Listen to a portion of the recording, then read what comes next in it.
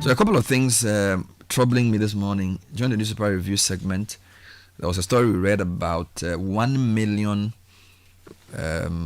fake or contaminated diapers that somebody smuggled into Ghana. And I think this is terrible on many levels. I'm going to read the story again, and we need to get into it. There are so many levels to this. 1 million fake diapers. Yep. 1 million. Mm-hmm. And this is the one we found. They were smuggled into Ghana, found their way into the country, and luckily the Consumer Protection Agency did some work and was able to trace some of them, and they were banned. I mean, think about it. 1 million fake diapers. Yep. Some procured from dump sites. Mm-hmm. And they got into Ghana. Yep. I mean, I don't know. We will deal with that. And the amount of money. So apparently we import over $336 million worth of used clothes as well. You know? I mean, in the hierarchy of needs that Maslow put out, I think the first one is eating, right? And then shelter and clothing or something. So $400 million worth of chicken, lots of rice. You know, is it structural? Is it spiritual? Is it mental? I mean, I don't get it. Is it like the Europeans don't want us? Is it okay? Is it? Can we blame? I don't know. Is it like because you know, this morning I also had the trade minister say that they were going to ensure that the European inspectors come into Ghana to do the factory check so that our exports will not be rejected. All right. So in a sense, some countries take their safety so seriously that you can't export anything to them without all kinds of phyto and cytosanitary things, right? So we're having to even bring them here to do factory tests and things to make sure that our vegetables are not contaminated, our cocoa is not contaminated. And yet we sit down and allow somebody to smuggle 1 million pieces of fake diapers into Ghana. So if we are sleeping. So there's a whole there's the quality control level, then there's a policy level about what we produce, right? That how is it that producing jute bags, is it such rocket science that you have to import it, that you can't, you know, because then it means that the benefit you get from exporting the cocoa, somebody's business is in importing jute bags. Mm-hmm. You get it? And like, I don't understand. Is it that complicated to make jute bags? Not at all. And even close to where you have to import somebody's obroni awewu and wear it. Like, I feel like there must be some basic thing we are missing. Mm-hmm. You know, and I don't know. So maybe those who know these things will help me. So we'll read the stories and deal with the matter. But I'm really, really concerned about these matters. You know, and it's very clear that if we don't have a proper import substitution strategy, the cedi will go back. Think about it. We saved 150 billion cedis in basically reducing our public debt without paying any money. You get it? So if your currency is stronger, your public debt is lower. All right. So it's not even for political bragging. The cedi matter is not even about NPP or NDC. It's about our survival, because the amount of money we owe globally, just by appreciating the currency, we've cut it off. We haven't even paid anything. Mm-hmm. You know, so it should be, I don't see why it shouldn't be like a national priority that we will all decide that for certain things, we will support production locally. You get it? So like clothes, like you see Sky, he's wearing, I haven't seen Sky wear a foreign shirt unless he's probably going to court.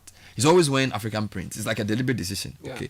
Now, most of the things I do, my watch, my shoes, they are mostly made here.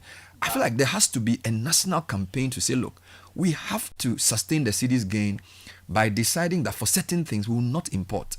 Import is not a bad business. Every country imports, but there are certain things you can say, on the hierarchy of needs, food, clothes. That one, dear, you get it. We can import bicycle or car, all right, or laptops or microphones. But Charlie, rice. This is how chicken, much we've spent importing. You know, we import jute bags. toothpick. Charlie, I mean, jute, like, I don't even understand. In 2023, Ghana spent approximately $2.8 million importing sacks and bags made of jute used for packing goods. How? Sky, if this is not interests overriding proper policy thinking, it's not a capacity issue. And I feel like this government has to get serious and say, look, here are 20 products that we are going to support Ghanaians to produce, and we are not going to import again in 5 years. You get it? Because it's, for me, it's government inertia that encourages such things, because there are always people who profit from that gap. So there are businessmen whose businesses who make money from our collective poverty. Yep. Yeah. They are not criminals, but we cannot allow them to make money and keep us poor forever. And I think the government has to get serious. Like, how do you import jute bags to bag cocoa? How complicated is it to do? You know? And then we are importing $300 million worth of second-hand clothes, a lot of which is even not worth wearing, including braziers and underwear. Like, we should have some self-respect. You know, it's like saying, no, you can't do that. You know, I want to bring in an initiative by the GEA, that's the Ghana Enterprises Agency. This Yeah. is a collaboration they did with MasterCard Yeah. to set up a mall that has everything in there made in Ghana. So from cosmetics to Yeah. clothes to shoes. Yeah. That's a great initiative, Yeah. but it is just located at one place in Accra. Yep. So imagine, and I like the fact that you said that capacity is not an issue. Our MSMEs have Yeah. the wherewithal to do the job.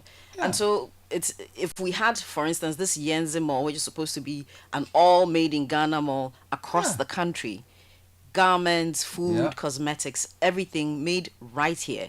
Yeah. That in itself could reduce our imports of some of these basic things that you talk about. it's very important. So I'll do a few announcements. I feel like, and you see, Ghanaians, sometimes you need emotion to deal these matters. It's not, we need to be upset that after 60 something years of independence, we are still a very poor country. And a lot of it is our making.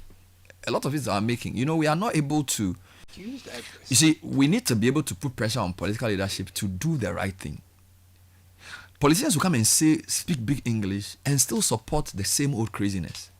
Their policies must reflect our priorities as a people. If you tell me that we have saved 150 billion cedis by simply strengthening the cedi, Yeah. what is the exchange rate? The exchange rate is the price of forex. So, you know, I don't like to complicate economics. The Bank of Ghana's job is to maintain price stability. And I'll give you three prices. Prices of goods and services, that's the price you pay for your shirt. Prices of credit, that's interest rate. Prices of FX, that's exchange rate. So the central bank's job is not just to announce some policy, something. They are basically to ensure that prices of food, clothes, everything is stable. Price of credit, because it's credit that you use to do business. So if prices of food is cheap but price of credit is high, you can't develop an economy. If price of FX is high, that's the exchange rate. It's still an issue. So it's a national priority, and you cannot be sanctioning importation of all kinds of rubbish into the country. Create an impossible business environment for Ghanaian producers. No Ghanaian bank supports real production. Ask any businessman. If you're doing furniture, you're doing clothes, it's going to be tough to be competitive. Somebody go to China and bring the cheaper version. Yeah. Look, there are products that are basically dumped on Ghana. Yeah. Somebody goes to rare chicken, broilers, all right, feeds them very high level feed, and yet somebody can bring in massive containers of chicken, substandard, 20 years old, and sell it at half the price of the Ghanaian chicken. And we watch on and say world trade, free trade. Bullshit. I mean, forgive my English. You know me. We import rice which is not eating in other countries, and you perfume it. That perfume you put on that rice is actually chemicals to keep it alive for 10 years. Yeah. And then we create a whole economy around chicken. eating perfume rice, and we are happy about it. You get it? It's very crazy that we cannot see the relationship between our policy choices and our poverty. And then we always use the fact that, oh, importers too are people, they need food to eat and stuff. Nobody says importers shouldn't do business. If you produce enough good quality things, the importers will buy it locally and sell it. So the question is a production question. It's not banning importation. The question is to say, what is government doing to make sure that people get access to credit? Canadian organization, MasterCard Foundation, is helping build a shop. Are they government of Ghana? Nope. I mean, how many Ghanaian businesses have been supported to start producing something at a competitive rate? We go to Maslow, we just share money to party food soldiers, and they waste it. And we come and say we are trying to develop an economy. You can't even produce jute bags. You get it? You are not a serious country. And you are allowing your political leaders to take you for granted. That's why you are suffering. You have to start at some point saying, look, this nonsense has to stop. Sure. How a country with so much promise, with so much fertile land. I have a friend who went to Afram Plains to procure land. Yeah. People live there. Afram Plains MP was in Sanders' office. He's now looking for looking for people to come and invest in rice. Why? Because people live next to the Afram, the Volta. Yeah. Yet they are waiting for rain to water their crops. How? I mean, can you imagine? You have the third largest man-made lake in the world, and all you plant is grass. Rain-fed stuff. And you say because people who support politics, so you won't have sense to do the right thing. Are you mad? How can you have the whole country depending on rain? Your irrigation potential is less than 10%. A country with the third largest man-made lake in the world cannot produce enough food to eat. It's a spiritual problem. You get it? And they are in Afram Plains, living next to the Volta and waiting for rain. So today the peasant farmers are saying because it's going to rain a lot, they are producing food. How? I mean, what do you mean it's going to rain a lot? You have the third largest man-made lake in the world. How can't you produce food? You get me? There's a particular principality that is affecting our decision making. I'm telling you. And the population has to tell the government that, look, we like what it started. The city appreciating. Now it means that things cannot be that bad, but we have to sustain it. True. We can't wait till December and then go back to 15 cities to a city. You are flying somewhere, you need a $1,000 air ticket. You have to spend 150,000 cities or 15,000. It doesn't make any sense. You get it?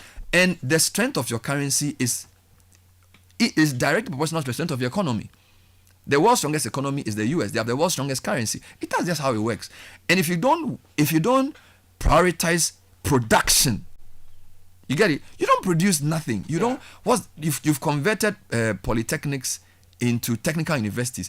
We have people who can't produce anything. You get it? Our building, even when you are building a house, a lot of the people who come and do all the work are Togolese. And all you have is degrees and English. You don't have people who can produce things. Meanwhile, the world's I'll tell you something. The Germans, they are the world's best export-driven economy. They work with polytechnics and technicians. Why are Togolese good at these things? Don't forget that the Volta region in Togo were under Germany many years ago. Yeah. So there's a certain culture of working with your hands that they have there. True. That helps them to be productive. In Ghana, if you want to produce something, even the workers, the skill of the workers to make you competitive, you don't have it. Yeah. That's why you should prioritize. Yeah. But we do political sloganeering, and the statistics, the story you posted on second-hand clothes. How do you import almost 1/3 of $1 billion worth of second-hand clothes? How? And much of it is trash. I mean, you get it. So we are not waking up. So you see, Introdanso has spoken. It shouldn't be politicized. What he's saying is true.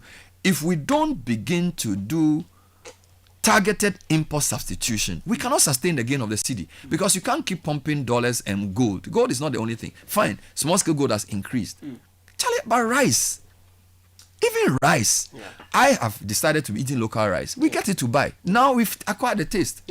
It was somebody who gave me foreign rice that made me think that rice has to taste a certain way. You get it? So Sky, I despair when we don't. And you see, it's not like we are ignoring the running stories. At the end of the day, you can discuss who is in power, whatever. If your people are not economically free, you cannot be free. Here we are, American government say they are now going to impose visas. That means they're not going to give visa to people who are going to study abroad. If you don't build the educational system, any government anywhere can do anything. You get it? So we shouldn't, as I speak to you, a lot of private schools in Ghana, and sorry, I'm moving a lot, I'm very frustrated. A lot of schools in Ghana are not even doing the Ghanaian curriculum anymore, because politics has destroyed the educational system to a point where people don't even have confidence in sending their kids to a Ghanaian school. So now they go through a school, they do foreign curriculum, and they ship them abroad. A policy abroad can stop that. So we, the elite, have to develop our educational system, our health system, and our production systems. We have to develop our food systems. We don't wait for the EU or the Americans to come and tell us what to do. They have their own interest. Who is fighting for the Ghanaian farmer?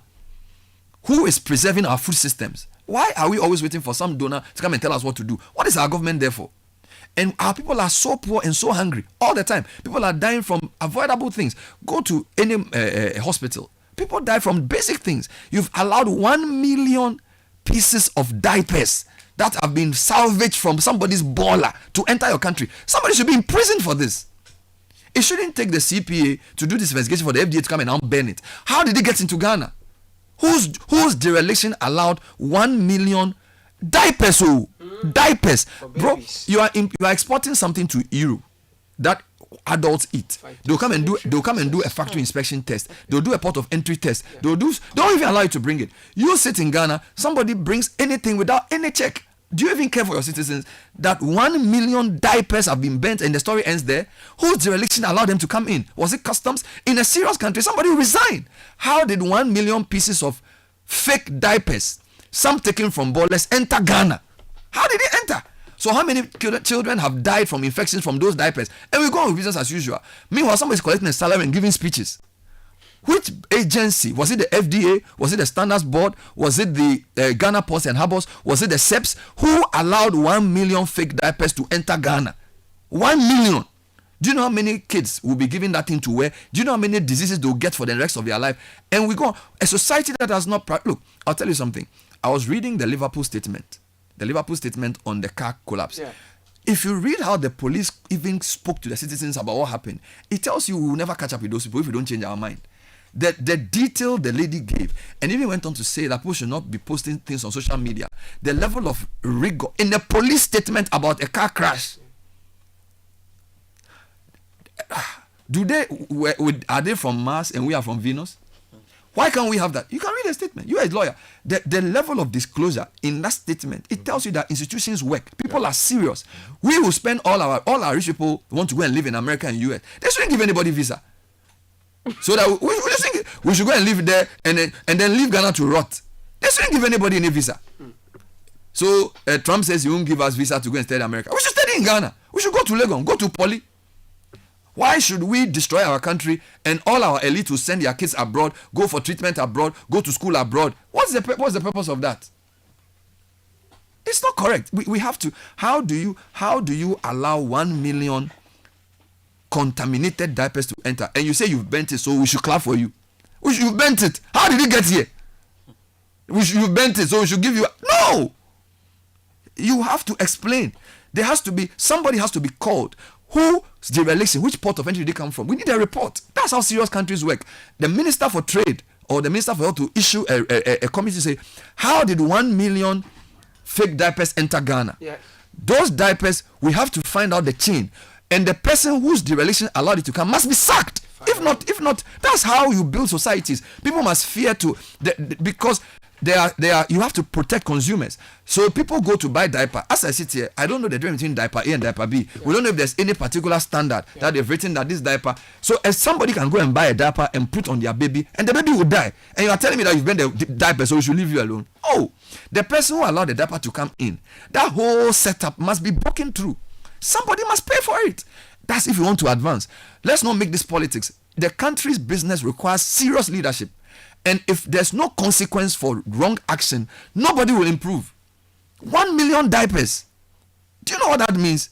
Read the story. They took some from ballers. Yeah. A baller. Yeah. How? And you've bent it. So that's the end of the discussion. Bro, we have to get serious. You see, we don't want to live in this country 30 years later and our kids will come and be telling us that we're not serious adults. We have to raise the bar. And let's not do politics as usual.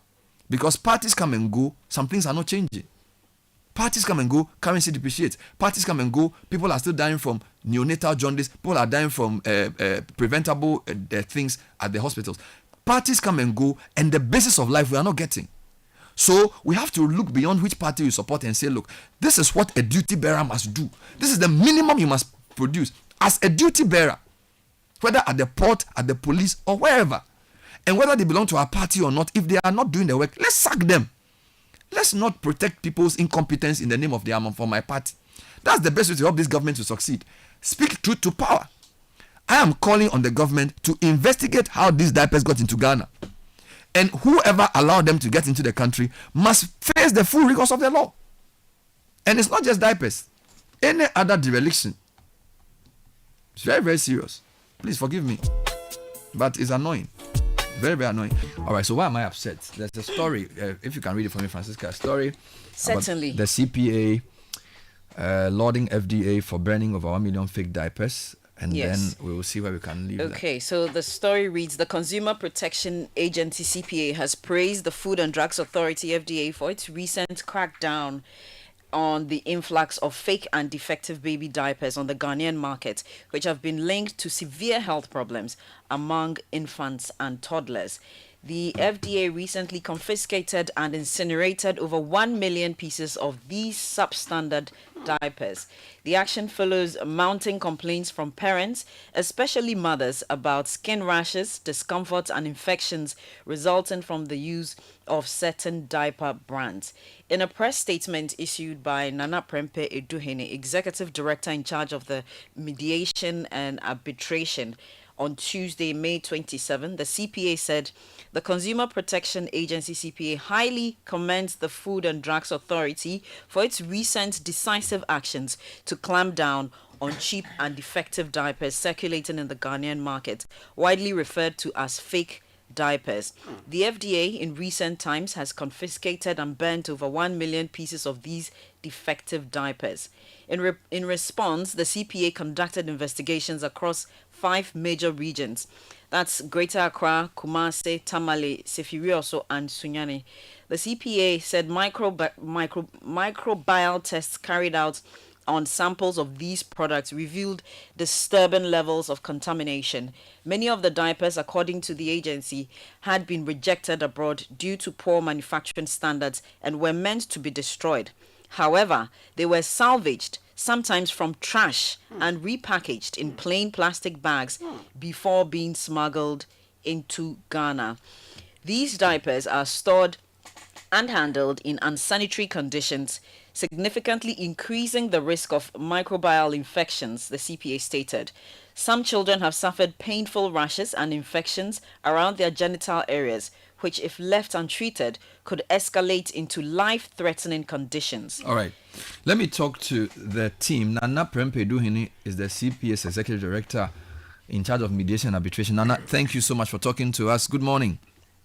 Good morning, my brother. How are you? Well, I'd like to commend you for your work, particularly on this matter of fake diapers.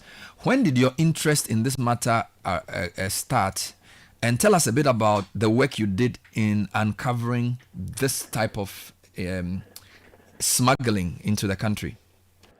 Well, thank you, Bernard. Our interest really was somewhere last year, around November or around June, when we had complaints from mothers that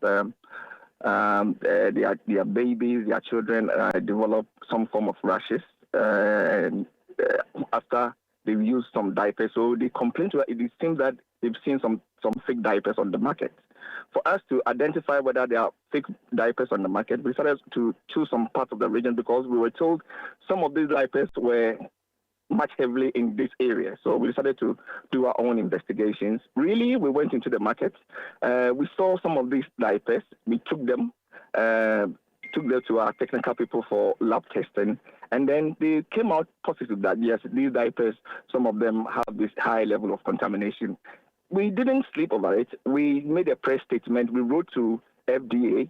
FDA never slept on it. Also, FDA came on board. And then the action started. And that's the reason why we are commending the FDA for starting this action. And then we hope it's not going to end there. So that is how it started. So are these diapers smuggled in or imported through regular import channels? Well, our investigations are that these diapers are imported in. In fact, we were told per our investigations that these diapers are diapers that are rejected in their home countries. When they are going through production, some of these diapers are rejected. They found themselves into the trash cans. And then because of greed, somebody goes there, pick them up, bag them into a container, bring them to Ghana, and then come and repack them in polythenes, plain polythenes, and then they put them on the market. That is what they have been doing. So when we had the information and we alerted FDA, FDA said, okay, some of these diapers came in, they came to us and they said they have diapers they didn't want to bring in. They were given safe houses for it to be packed. Later on, they realized that the places that they are even being packed they were not doing the right thing. So the FDA closed down all those places. And that is how these diapers were coming in. At the port, we reported this matter to the Ghana Customs Authority that we have had this information that some of these diapers are not supposed to come in. Because, Bernard, the Consumer Protection Agency do not have any problem with anybody importing diapers to the country. But our problem is those diapers have to go through those that have been conformed with the FDA and Ghana Standard Authority processes. All of these diapers that we are talking about failed. The FDA told that they failed, so they were bound not to come in. So it's strange that we are still getting them on the market. Now, do we know which countries these diapers come from? Our first investigation saw that they came from China. And which period did you do this investigation? We did it from June last year. And then our first press conference was in October last year. Did the FDA tell you how come they did not know that these diapers were fake until you pointed it out to them? Because if they are coming through the port, I presume that at the port there are FDA and GSA officials who do quality tests for these items. So when you expose this to the FDA, what did they say? Well, for that part, I can't say whether they knew or they didn't know that these diapers were causing that much problems. Since we have our complaint from mothers, we did our own investigation, and then because the way we do it to support state institutions like FDA and Ghana Standard Authority and all that. So for us, our interest was to detect why the mothers are complaining, and then where the complaints were coming from. So for that aspect, we can answer. So you went through the market, and then you saw the brands that were responsible for that problem, and then you gave the names of those brands to the FDA, correct? We took all brands. We took all brands of diapers on the market because we didn't know which ones were giving problems to the children. So we took every brand that we know is on the market, and then we went for our microbial testings. Wow. And so when they did the test, they found out that there were specific imports of diapers from one particular country, China, that were substandard, and therefore did they do a recall, and did they know which importer brought them in? No, you see, the way the thing is, you can't even do a recall, Bernard, because there is no trace. There is no country of origin. There is no batch number. So you can't do any trace. It's just on the market. It's just in plain polythene. That is how it comes into the country. Nothing shows that this diaper is manufactured here or there. But per our own investigations and our own research findings, that is when we realized that these diapers were coming from China. But you will never see, you can't even do a recall. The company itself is not on it. So you can't even do a recall. Did the retailers tell you where they bought them from? No, when you ask them, they tell you that somebody supplies them. And then when you ask them for them to give you the contact person of the person who supplies them, they won't tell you. I mean, you are not the government, so sorry if I'm asking questions you're not supposed to answer. But it seems strange to me that you've informed the FDA about this, and they have not told us whether some particular person has been arrested or whether any group of importers are culpable. I stand to be corrected. I don't know everything, so maybe they've sent a statement that I've not seen. But to the extent that you know, what the FDA has done is to ban the products that they found to be contaminated.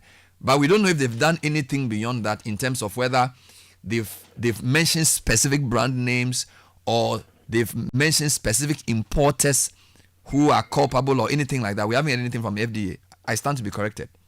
No, we haven't had anything from it in that aspect, but the FDA and I on Consumer Protection Agency have a team, so definitely we're going to discuss about it when we meet. As for people who have been arrested, I can't say, or probably FDA is doing its own surveillance, and then they are trying to track the people who have been doing this importing. They also do that sometimes, so they will not tell you, and then they will do their tracking to get to the main people who have been doing the importing.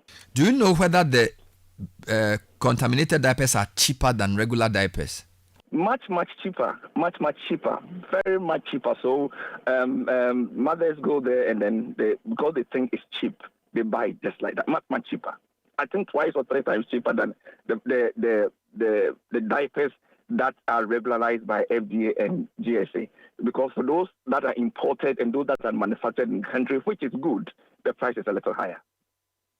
Wonderful. Since this burning, do you know if anything else has happened? What else has happened since the burning? Yes, the FDA is not sleeping on it because we have information there.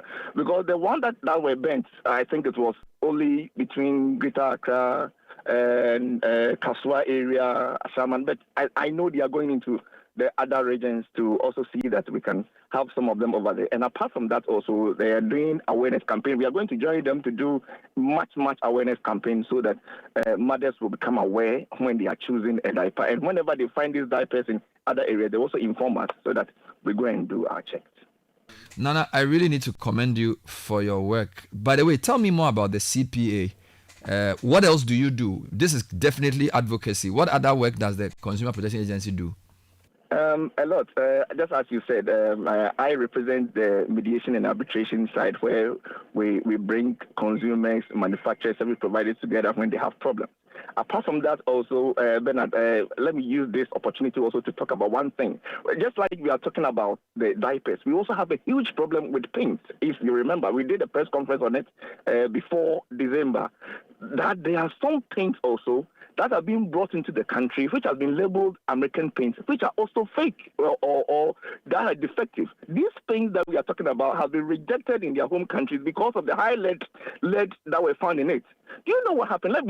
Before our investigations came out, a man bought some of these paints. He used it in his house because he didn't know that because of the high level of the lead, they are not supposed to sleep in that room for 24 hours. He went to sleep in that room with his son who was asthmatic. The child died. He had a reaction, and the child died in the following morning. So these are some of the issues that we want Ghanaians to. You see, sometimes when we are saying some of these things, they think it's a joke, but it's a huge problem.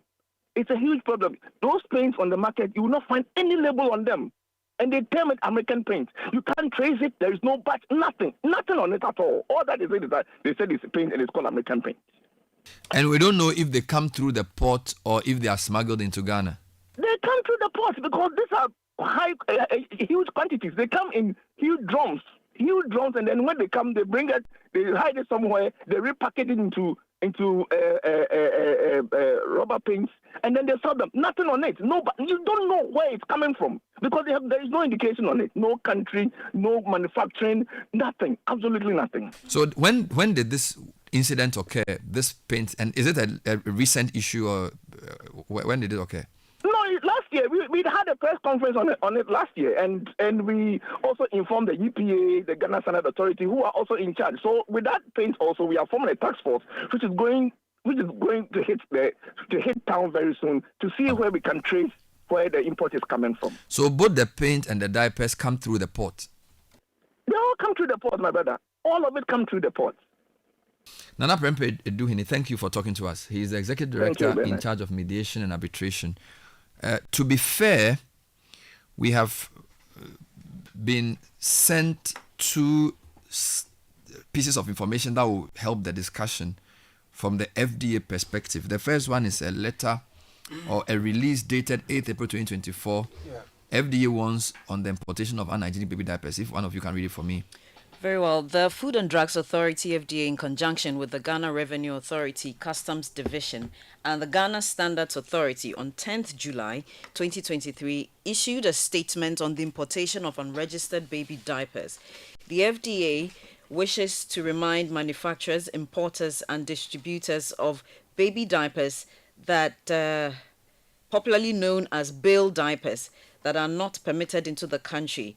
The importation of unregistered, poor quality and unhygienically packaged baby diapers into the country will result in seizure and unsafe disposal at the cost to the importer. So the above notwithstanding, the authority has noted with great concern the continuing practice where disposable baby diapers are still imported into the country, either unhygienically packaged in bales or hidden in bales of used clothing. These baby diapers are subsequently repackaged and offered for sale without adequate label information or no labeling at all. Okay, so I'll move to the next. Yes, thank you. Importers are strongly cautioned that this practice goes against the FDA guideline for registration of medical devices, Appendix 2, and the Ghana Standards Authority specifications for single-use disposable baby diapers. The public is to note that materials used for baby diapers are tested by the authority during the product registration process. This ensures that any dyes, skin irritants, or toxins are absent so as not to cause harm to babies. In addition, handling of bail diapers frequently repackaged and relabeled under unsanitary conditions can cause germs to enter the genital region of a child, especially a girl child, further exposing great danger to their health and well-being. Imported finished baby diapers should be registered before importation with an approved label and ready for sale. A finished registered baby diaper is a diaper that has been duly evaluated by the FDA and conforms with GS 1166:2017 or 2017. All registered diapers imported into the country must be well packaged and properly sealed to protect the products from moisture, soiling, contamination, and damage during transportation, storage, and distribution throughout the product's shelf life. The authority also allows the importation of raw materials for the manufacture of baby diapers, but the importer should have a licensed facility for the manufacture of the diapers. All facilities, both local and foreign, for the manufacture of baby diapers are subjected to good manufacturing practice inspection. The FDA relevant fees apply. The FDA commits to continue to collaborate with the GRA Customs Division to ensure that disposable baby diapers on the market are safe and meet required standards. The FDA also wishes to urge the public to help protect babies from the risk of infections by buying only FDA registered baby diapers. The list of registered disposable baby diapers can be found on the FDA website. So the question is, how do these unregistered baby diapers get into the country? Yeah. The CPA is saying it comes to the ports. It wasn't smuggled. Does the FDA have a port inspection function? Yep. They should. If they do, how did these diapers escape their scrutiny? I was mentioning earlier that there are a number of things serious countries do to protect their citizens when it comes to importing anything. We are not even talking just about food and clothes. We're talking about anything. There are at least 4 or 5 different things you can do or checks you must do. So, for example, you have what is called, you need a technical specification for whatever you're bringing into a country. You need a factory acceptance test so that if somebody is a major importer of diapers and they're importing from a particular manufacturer, we should be able to go to that country to say, are they manufacturing these diapers at the right, using the right system? Then we have what is called the point of entry test, right? So what I'm saying is that there are so many layers to this that obviously somebody must have been sleeping on the job, right? So even if you don't do a factory acceptance test, point of entry test, all right? And they can even do post-market deployment test. Like what the consumer guys are doing is basically FDA's job. And they are going around to now check to see where the products usage so I think the FDA has questions to answer. And then they commend them. Yeah, the statement notwithstanding, the statement you read is a good statement, April 2024. That statement notwithstanding, you cannot tell me that 1 million fake diapers in a country, the only way to deal with it is to find it and burn it. All right? I mean, what are the guys at the port doing? Okay, so are they saying, have they investigated how they got in? I feel like we allow things to pass too easily. Okay, and the other problem is that some babies may have died but nobody even knows or even cares. You get it? In serious countries, they'll say, let's find out which retailers are retailing these diapers. They should give us a trace. We don't even know who buys what from where. There's no traceability in the country. In the statement I just read, they asserted to the fact that some of these products, these diapers, these fake diapers, are hidden in the bales of used clothing that are imported.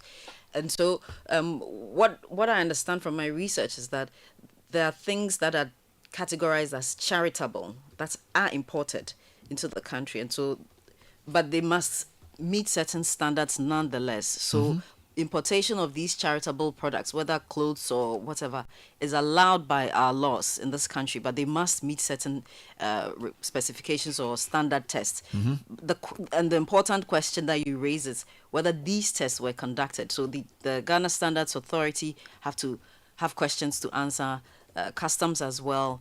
If they are being classified as charitable, then your caption of the word smuggle is right, because if you are putting things that are not supposed to be coming into the borders, or hiding them in what is supposed to be coming, then that in itself is smuggling. But if they are passing through a legitimate port of entry, the job of the people at the port inspectorate is to check these things. Exactly. So I feel like if it's coming through the port, then there's somebody not doing their job, whether it's the FDA or the GSA or the customs or whatever. Because you cannot tell me that because they've hidden it in a bale. Do you do random opening of bales to check what's in there? Who declares what is where? It's like people are sleeping on their job. And it's affecting. I don't buy that argument. Even if it's, and again, if it's smuggled into the country, it's even worse. Because you have immigration everywhere. You know, I went to Togo recently. They were asking me all kinds of questions to just cross into another country, both on the Ghana and the Togo side. Okay, so you cannot tell me that we can't do anything about smuggling. It's, for me, people are paid to ensure that certain things don't happen. And when state agencies don't do their work, citizens die. Which is why we give them so much power. The reason they can stop you in the middle of the road is that they want to protect the citizen. You can be driving somewhere. We're driving, some car came to cross us. Say we are from customs. Open your boot. This is Ghana. We open our boot. What is inside? We open. Okay, where are you going? We are going to Togo. What is happening? We are going for a funeral. Okay, let me check your this. They did all of that. Okay, because they are wearing uniform and they are holding weapons. So they are presumably protecting the state. So how is somebody bringing 1 million fake diapers into the country? Nobody has been made to resign. I don't understand it. You can't tell me that it's normal. It's not normal. And these diapers have been proved to cause sickness among children. So it's clearly somebody is not doing their job. There's another statement I've been sent. I'll read it for the avoidance of doubt. For me, I don't have any agenda. So somebody has sent me another one. Right.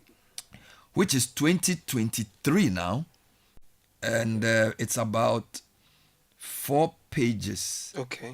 And it's a letter dated 14 September 2023 to the president of the Diapers Importers Association of Ghana. Yeah. It's a 2-page statement. I don't know if it will help the discussion, but maybe you want to read it. Yes, so it says release of baby diapers. This is to acknowledge receipt of your letter submitted to the Food and Drugs Authority, FDA, on September 14, 2023, requesting the authority to grant you permission to move consignments of bale baby diapers for the underlisted companies with their corresponding container numbers to designated facilities in Kumasi and Accra. Find attached a copy of the letter for ease of reference. So it gives you the company names and the container numbers, destination, and all of that. So there is Kumasi, there's Accra, and some of the people who are important. The next page says what? The next page says the content of your letter has been noted and your request has been granted. You are therefore requested to apply for an import permit application through the Integrated Customs Management System ICUMS for onward processing.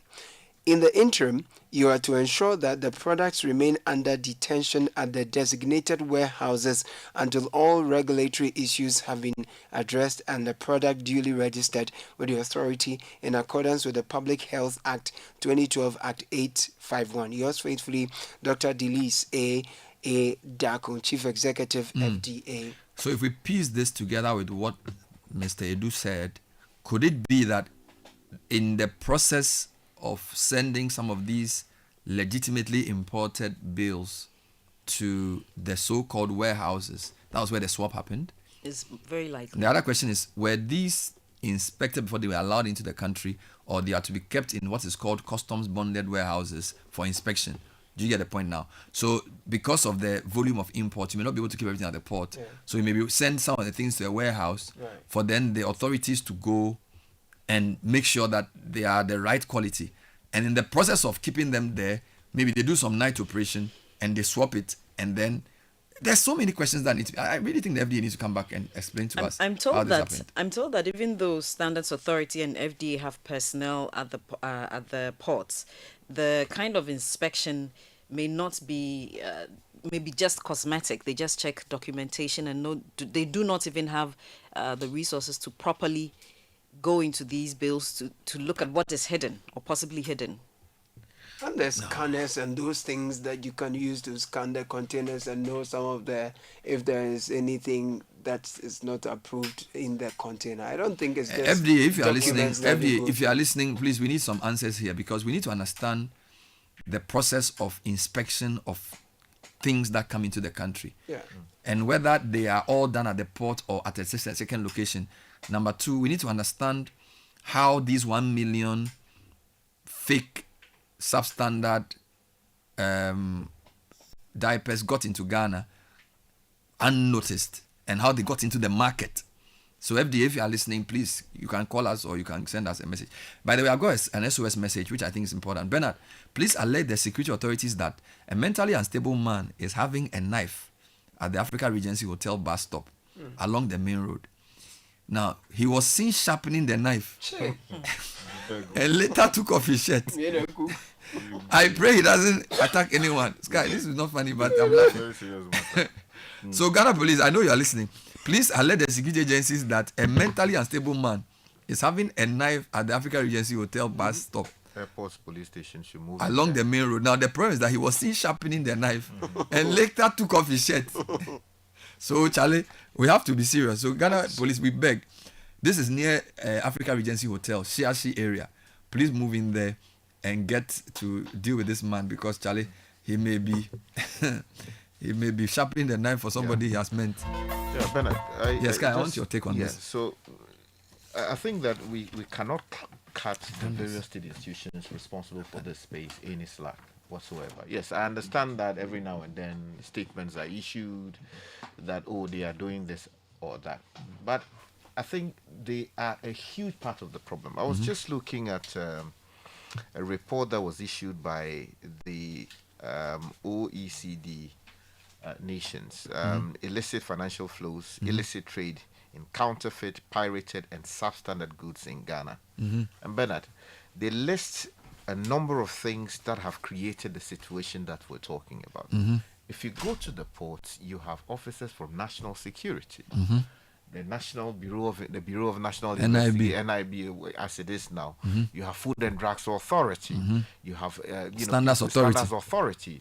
You have people responsible for plant, importation of plants into the country. You have people. All the authorities are there. GRA. Yet the things are coming. All of them are there. Yes, as someone who does some work in this space, I do know that many importers are creative, especially those who are bent on scamming the system. So they will come and misclassify the goods.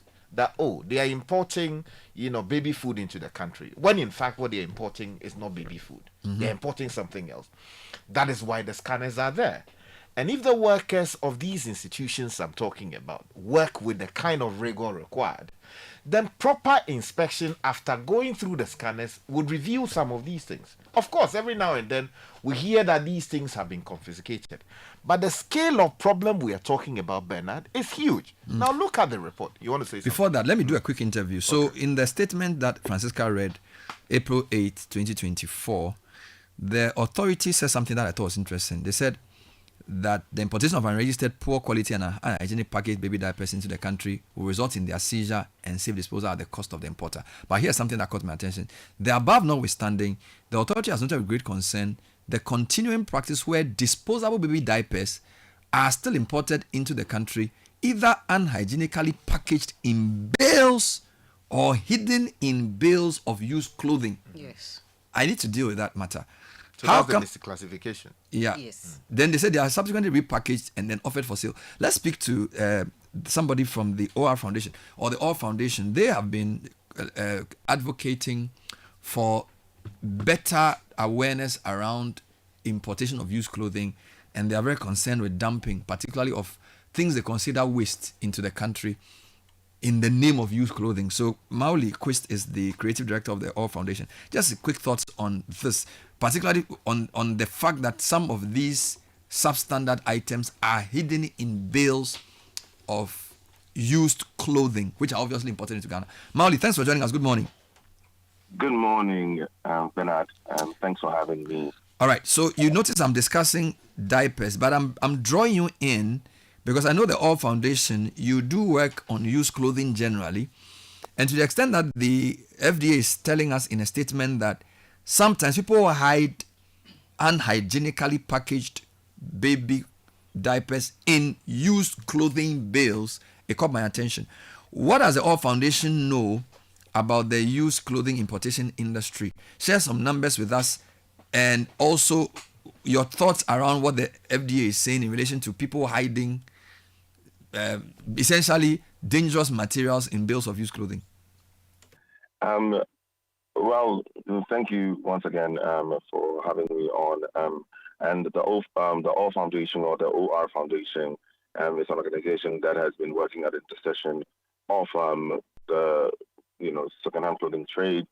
Trying to really, for us, advocating for fairness and a justice-led circular economy, specifically when it comes to the trade and entertaining the retailers in Kantamatu specifically and their well-being.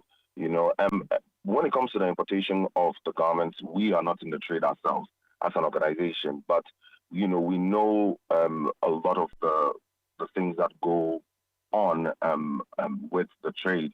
I've not heard anything with regards to through our research engaging with the retailers about any diapers in their bales as it stands. But it would not be very shocking because the hierarchy that the trade in itself has, the unfairness that exists within the trade from the top of the value chain, from the importation and exportation side of the trade in itself is really complex in that way, and so it wouldn't be shocking if there is some bad nuts that would allow for such bad practices to happen. And when it comes to the clothes that come in, there's been a real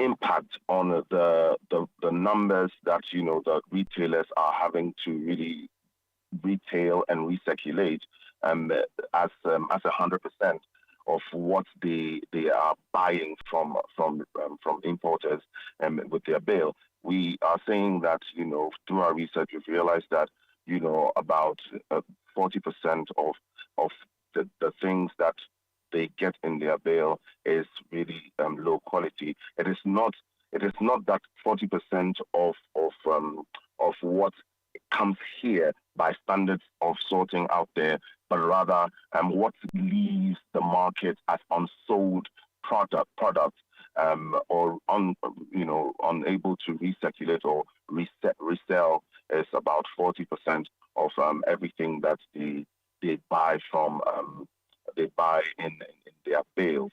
But we haven't got any really engagement with them on whether they do find diapers. So stepping aside from diapers and just going into the report that you launched, I think sometime last year, are you saying that for each bale that comes in, about 40% of what is exported contains something that cannot be used, i.e., I don't want to call it waste necessarily, but you're saying that probably only 60% of what is in that bale is usable. Is that what the report found? Yes, because when it comes to the conversation of waste, we have to define it from the viewpoint of those who are dealing with it on a daily basis, not the people who are sending it or the people who are buying it in bulk. And because the retailers who are buying this clothes to resell to the consumer or to the upcyclers, they have to also go through a sorting process themselves in the communities. And if they are unable to get a buyer for the product, and it cannot really be used by upcyclers within that same ecosystem, because the reason then it's considered it can be considered as unwanted by their standard as the people who are doing the work. So what has to happen at our port of entry to avoid this? If 40% of what is in the bill is unusable, why is it coming into the country? Is it the port authorities that must do something about this, or is it the importer who at the point of export must insist that he knows what is coming? whose job is it to prevent this dumping? I think it is all of all the people who are stakeholders. It's our job to really hold everyone and everybody accountable. Because at the end of the day, the government has to be able to play their part. The authorities at the port have to be able to really play their part. And also, but the thing also is, because the people at the bottom of the value chain, i.e. the retailers, are not giving the voices to actually tell and speak directly and connect with the places where this products are coming from, they are unable to really tell those who are engaging in the process that this is what is happening to them. And so our work is to be able to facilitate that engagement and allow for them to really get to show and educate these people, on what is needed for the change to happen. One, the conversation also is because there is an excessive overproduction of garments globally, which is fast fashion. That is at the top, right? And so, first things first, we need to deal with all of these things from that point, and then, when it comes to our side as well, things have to be really, because you raise a lot of great points at how accountability has to be really at the top of what we are trying to achieve. Just finally, your report stated that the import of second-hand clothes has reached over $320 million over the last 2 years, and that was 21-22. Do you know if the number is rising or if it's flattening or decreasing? Would you know? I don't think it's not decreasing. I can't give you the actual figures at the moment. One of the things that we are also, it really excites me that journalists like yourself are really taking this issues up and really highlighting without any agenda, so that everybody can really get to see there's no decline, because globally we are still the global north is still consuming as much as they are consuming, and they are producing excessively, because the profit based system that they have is what they are kind of leaning into, and so there's no reduction happening, and so I don't think that I can't give you any numbers at the moment. I would love.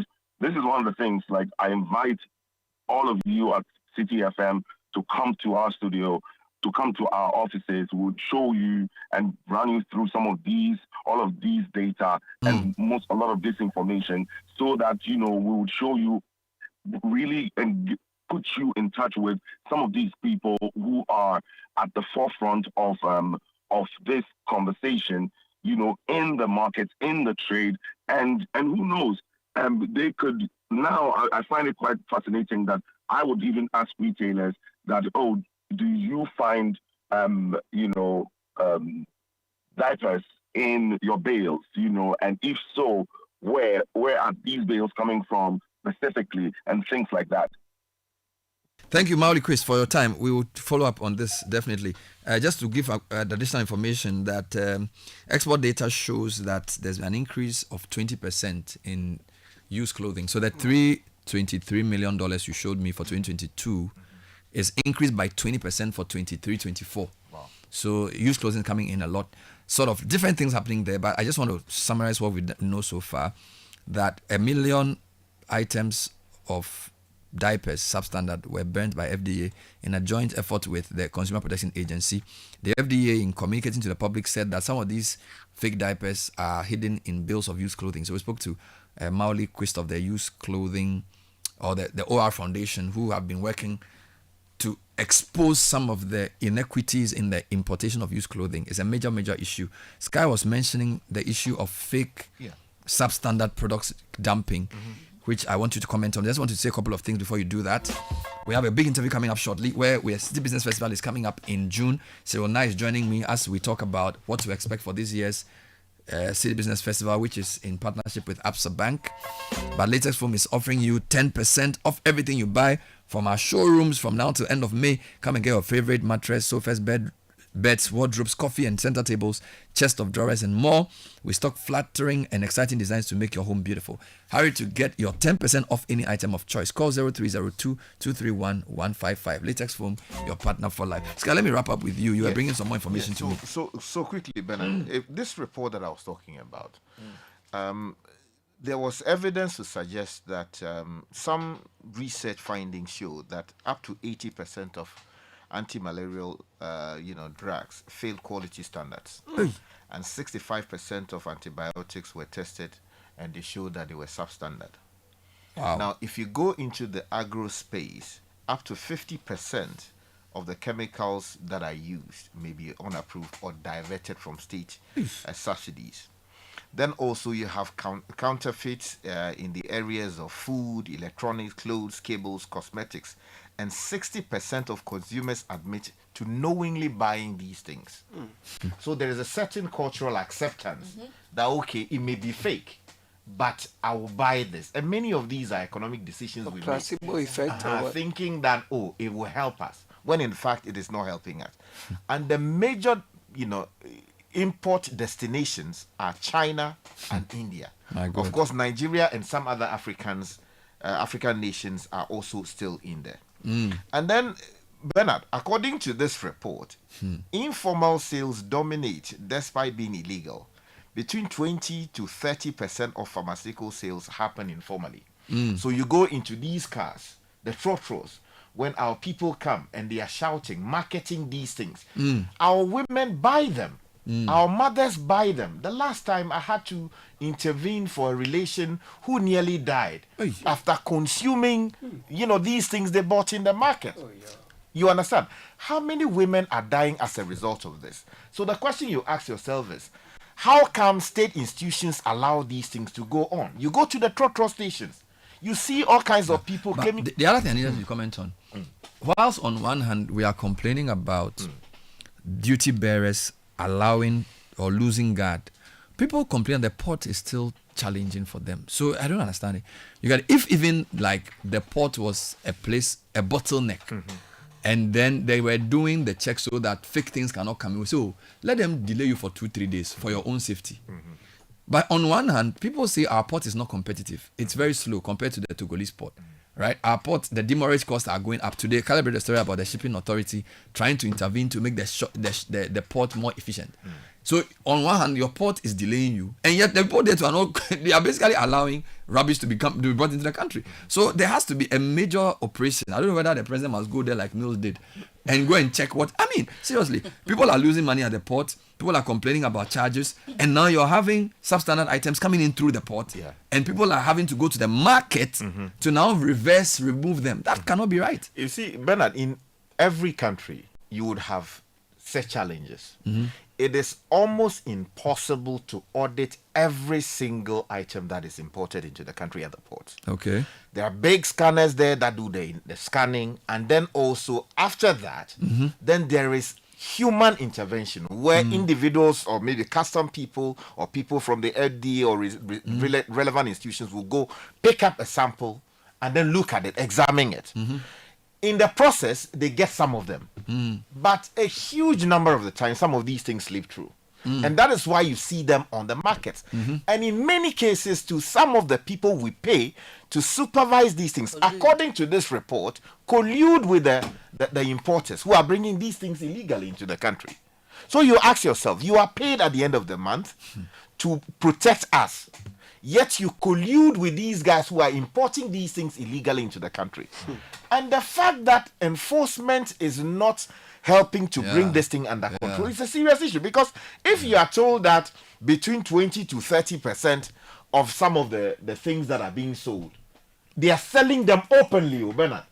Sometimes they are selling them openly in the marketplace. And the thing doesn't have a batch number, it doesn't have a label. Yes. So, and yet it's in Ghana in the millions. Yes. So the ports, what are they doing there? Bernard, the ports will do their bit. You know, where there are regulators involved, it gets a bit more complex. It then doesn't depend on just the port authorities. It also depends on the regulators. In the case of the one you were talking about earlier on, the diapers. The gentleman, the CPA guy, said that, we got into this business sometime last year. Is that correct? But we here know that this thing's 2023. Customs actually released a statement on this particular issue. And we have a copy in the newsroom. I just called for it. And what did they say? Because they had noticed this thing and brought to the attention of the FDA. Wow. In fact, they even impounded. But the FDA now intervened. You see, and the guy said that they were not sure of the source. Yeah. It's not true. The FDA knows who imported this. As in the importer who brought it. Yes. The FDA is aware. There are letters that the FDA has written to the importers to regularize. But the question, that's the thing I read. the question is that how do you regularize a substandard product? Maybe by our standards is okay. That's the view. They were held because they were substandard. FDA knows they are substandard. They know who brought it in. Because Ghana Standards Authority was also involved. So why did the people not get arrested? The funny thing is that while they impounded the thing, within that period was when they went to do the swapping. Within when the things were found on the market, and customs has complained about this situation. So it means FDA let God. No, Sky, hold on. I want him to finish. Yeah. So wait. So the letter we read from FDA asking the importers that they will sort of regularize the thing. It's actually the smoking gun. So that's actually suggests that they know that this thing was not correct. Precisely, because in fact that letter that was given was signed actually by both. Let me get the letter. Signed by FDA, Ghana Revenue Authority, and the GSA. All of them signed this letter. The joint statement. I beg, forward it to me. Yes, you understand. So they are aware. So who let down the guard for that thing to enter the market? Well, in the chronology of things, it happened at the time when FDA itself was in control and coordinating. So they have to answer. Was it in a bonded warehouse? It was in they referred to that place as the holding area. And somebody went to smuggle the thing and said... And things were found on the market. What can customs do? 1 million. Charlie, do you know what that means? Bernard, many kids may be working with... We are only quoting the CPA. It may even be more than the 1 million. And the thing was being used. So you could have babies who already have infection and things. The CPA, they got into this thing last year. And customs noticed this 2023, beginning of 2023, which also suggests that... It was happening before. Yes, it was happening before.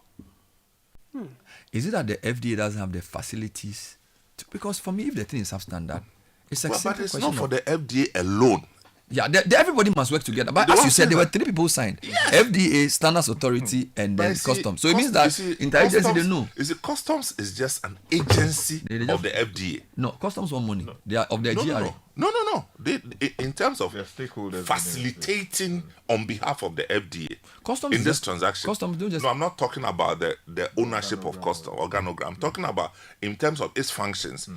Customs cannot do on their own behalf. They may be working on behalf of either Ghana Standards Authority or the FDA. Not that they report to them. I'm talking about the functions. So they can't take it upon themselves to go and seize the things if FDA has given clearance. Yeah. Because I see. If FDA or Ghana Standards Authority says, well, we've given clearance, it's wholesome. Did Customs collect the money duty on as for customs, they'll collect the money. Yeah, but that's it. But they can return the money. They do that all the time. Hold on, wait. I just want to understand something.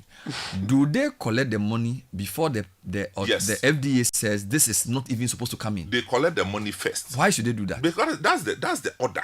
but they also have a way of returning the money. If you bring contraband goods, shouldn't we check whether the goods are even proper before you collect money on it? Well, because once you collect the money, you've legitimate. You see, I'm coming. Maybe there's a problem in the chain. If you are collecting money for something that has not been approved, the importer believes that abaya jimisika then they say they abada daw. While I understand what you are saying, how do you notice whether the thing has been approved? There may be documents that indicate that this has gone through approval before they collect the money. But that's why they do the second testing. And once they flag it, Sky mentioned something that you may scan the thing, but the scanner will not identify every item. And there are people who have created businesses out of dodging the system. This thing is a major scandal. Oh. And it's not just diapers. It goes beyond Other, diapers. other things are coming, which are The not. other day, somebody brought in corned beef labeled as Exeter corned beef. It When wasn't. indeed it wasn't Exeter. So And they entered the market, or they caught them at the that port. is there. They are all on sale, Bernard. Charlie, it means our port, they are done, they now go about. We'll take a short And break. you know, let me mention something. Charlie. Since 2000 and as of 2000 and since 2012, there was a figure that I saw that only one conviction has been recorded. On this matter. Yeah, under the 2012 Public Health Act, True. despite rampant violations. So every time you hear in the newspapers, they have gone to confiscate this. They have Conviction is not part of the agenda. no, it never happens. Now, this matter, we can't let it die. As Semens was saying, there's a letter that the three agencies jointly signed, you know, which is why I'm playing the song. So FDA, GRA, and GSA signed a statement on the importation of unregistered baby diapers. Correct.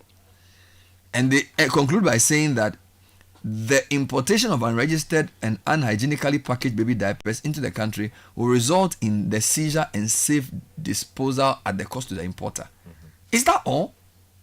Number two, how did the 1 million get into the market if all these three people are aware? Because this is coming through the port. Somebody must answer. Yep. How did 1 million fake diapers, even though all these three people open their eyes that the thing is fake and substandard, people are buying it in our market? How did it happen? Somebody needs to answer. So these statements that they have sent is true. It means that when the thing was happening, they knew. Who allowed the diaper to leave that safe area? How did it happen? Number two, why did they have to take these guys from the consumer protection to go and see the effect on children and now do sort of a reverse? Do the FDA do their regular market visits? Well, we are told that EPA, for instance, has only 80 officers who are dealing with the entire country. EPA? Yes. I'm talking about FDA. No, I understand, but I'm just telling you about. They are also regulatory, a regulatory institution in the space doing their own part of things. Because at the end of the day, these things, how they are disposed of, is another matter. You understand? So, you know, and if you go back to the FDA itself, remember that the Honorable Samuel Kurichoa Blackwell led a campaign having to do with rice. Yes. Which rice we're told was unwholesome Yes. and then was rebagged and all kinds of things happened. Correct. We were promised a report, an outcome as to what exactly happened. You and I sit here, nobody has been held responsible or accountable. You remember the former member of the Council of State whose company was allegedly involved in some, questionable, importation and all kinds of things happened. The GRA did some work with it. As we speak, we do know the OSP says they did something on that and there was some, exactly. But Bernard, prosecution of people involved in this space is falling short of requirements. Because if you look at the Public Health Act, there are strict requirements under the Act as to if you want to bring something into the country, if you are doing something here. You see in the news every now and then, FDA people say they have gone to a particular factory and people are producing stuff under unhygienic conditions. They have gone into some people's offices there and they found that they had imported things that are unwholesome. How come the report I read to you is showing that only one successful prosecution has so far been That's unbelievable. recorded? It cannot be. Then there's another interesting text that sort of reacts to what I was saying, that why is the GRA collecting revenue from this? The person says the state's revenue generation measures do not clothe payers with legality. That's why earnings from an illegal activity may be taxed while the activity itself may be punished. Okay. You can check Partridge versus Malahandine in the UK or US versus Sullivan. Let's read some comments on this matter. Good morning, Bernard. I Morning. live in New Jersey and I always weep over the wickedness of some Ghanaians. Do you know the business of some of our compatriots here is to go from baller to baller with their posh pickups and gather thrown away items for sale in Ghana? Can you imagine they keep encouraging me to join the business? You didn't add your name. I was telling you. It's a business. Baller to baller. Yes. Salvaging, Including, charity events, including, they have their, And what items are we talking about? They collect Yeah, the not food. Even if they had their way, they'll bring food from the boiler. Oh. Because we don't have standards. That's what it is. Charlie. It's so But sad. don't we see these things happen? Some of these shops, expired packaged foods, they have a way of removing the dates, and they have equipment to put another expiry date on the food. So what's different? They are Caleb, go doing on. it. Yeah, do you know, Ben, for the sake of parents and babies in Ghana, please follow up on this diaper issue till people pay for it. Hello, Bernard and team. Sadly, the issue of FDA verifications or inspection at the port is just a matter of paying your way out. There is no proper test done. I have worked at the port, and this is commonly done. You just pay, and it's allowed to pass. This is Isaac speaking from Accra. So once you pay, you go. Pay You as do a lifestyle audit on many of these officers of state who work at the ports, Customs. the houses they live in, Customs. the cars they drive, and the things they do. Bernard, Bernard, since the beginning of the year. Okay, let me. Go on, Caleb. Good morning, Bernard and team. Please, what's the brand of the diaper so consumers are guided? Well, we were told that they are not branded at all. They are just sold in plain polythene bags. Bernard, don't you think But this shouldn't there is... be like a stamp on approved diapers so that people can see or something? Or they can't do the individual diapers because it will be difficult. You know, for the drinks we buy, they've put a seal on it.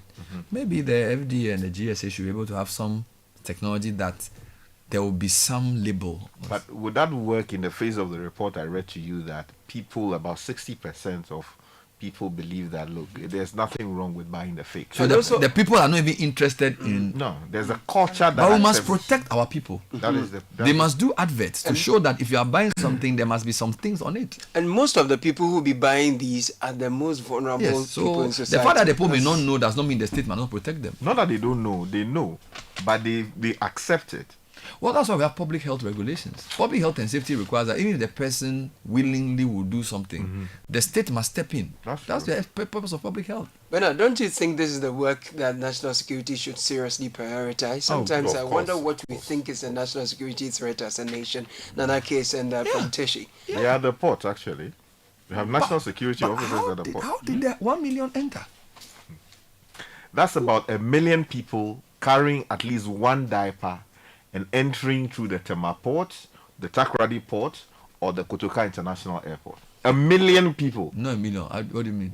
I'm saying that we are assuming, if they say that is 1 million diapers, I'm saying that. Diapers But are one packed. child can No, I'm just use- saying is that. this- I'm saying that So- by implication, it Okay. means that one person times 1 million holding at least one diaper Yeah. and entering the country. That's a very graphic way of putting it. Right, Bernard, good morning. Morning. The issue about the FDA is that they make their regulations, registration and permits so tedious. Bernard, you can do your own research on that because of that, every importer and agent tries to find a way around beating their permitting and registration process. Francis from Tema send that through. Good morning, City family. It's all about our mindset. We can bring down the dollar rate some more. Just 3 months into it, we can also increase growing fruits and vegetables like Burkina Faso is doing. Put about $200,000 into factories around those farms for employment. Boss Ray from Tema speaking to the issue of import substitution. Thank you, Bernard and team. On the issue of office attire, it's time companies modernize and stop forcing staff into outdated dress codes. I've received multiple queries just for wearing a kaftan to work on a Tuesday. Our local wear is more comfortable and stylish. I also live with sensory processing sensitivity, which makes light clothing like ties genuinely uncomfortable. Honestly, who decided productivity is linked to wearing a tie? Ike from Jolu, send that through. The wise man brought us. Talk to the lawyers, the judges. You mean those who are wearing tail on their head? Anyway. Good morning, brother. I believe it's long overdue. The FDA is reformed. There is too much corruption in that establishment. DJ Nature sent that from Italy. Good morning, Bernard and team. Let's not pretend we don't know about the lavish lifestyle of port workers, what Sky was talking about. Some get transferred to the port as FDA, customs, etc. And suddenly you see a vast change. We don't care about lives, only money. Kojo sent that from East Legon Hills. Good morning, Bernard and family. Please, can we talk about consumer protection protection law, the one that is in Parliament, King Wuba from Kaswa sent that. Yeah, we know Apia and Co are working on it. We'll Correct. spend some time discussing that later. Correct. Bernard, Dr. Kwame Nkrumah established a jute bag manufacturing factory in Kumasi, and it's no more. Are we progressing or retrogressing out of New Bawe? Yeah, on the jute one, I got a couple of people saying this. Kwame Nkrumah established a jute factory in Kumasi under Gihok. We used to produce jute bags in Ghana for cocoa. I'm told that at some point we're even growing jute in Ghana, northern Ghana. You know, so how that situation turned into what it is today is just a question of failed political systems that we run in the country. Kale, please go on. I am equally as angry as you are because we are all parents. The price of these diapers are not so cheap. So as it could go as high as 250 for 100 pieces in a shop you mentioned. Almost all mother care shops sell these diapers. The lowest I know from a shop in my hood is 80 Ghana cedis for 50 pieces. I took sense not to buy any longer after the second attempt. But then again, is it all mothers that can afford quality diapers? I pray they resort to the good old napkins we used for babies in the 90s. Okay, Sky can give us better expense. Come on, Bernard. This issue about this issue about imports into Ghana, it is due to interest. Bad language. No, but to be fair, it's not just Sky. When we were young, Yeah, they use I don't think the No, diaper. the guy said in the 90s. Yes. Alleging that the 90s means that it's very old. That's an allegation. It was actually the 80s. In the 80s, Sky, I don't think there were diapers in the 80s. But they may well have been. Not- but not- we used to. Stockings have been from the 60s, 70s. Yes. I think diaper is a more regular and recent phenomenon. It's 70 opinion to one side. All right, keep going. No, you use the rovudu. Keep going. Mommy will be washing it. Oh, it's okay. Keep going. Bernard, I agree with you. From my small years in public service, I've come to the conclusion that we would not really make it as a country, period. You didn't add your name. Bernard, when you say resign, that means the person will leave willingly. They should all be laid off. We are not safe at all. Charles from Tema says, our problem is not spiritual, Bia. It's patriotism that died. And historic, ethnic differences grew stronger along with politicization of every facet of our lives. And to resolve these problems, we are not going further. Good morning, Bernard. I was glad when you mentioned that businessmen are taking advantage of the gap and leaving the majority in poverty. See, this is because some years back I came to the knowledge of a very big politician who imports chicken into the country. These businessmen are either politicians or funders of political parties. But now this country is being run by people who are faceless in the political scene. They fund the policies in the country. It's sad, and I get passionate when we talk about these things. Let me read a message that will help the discussion as we try and bring things to a close. This person is somebody who works within the institution. It says, Bernard, you cannot detect the state of the diaper at the port.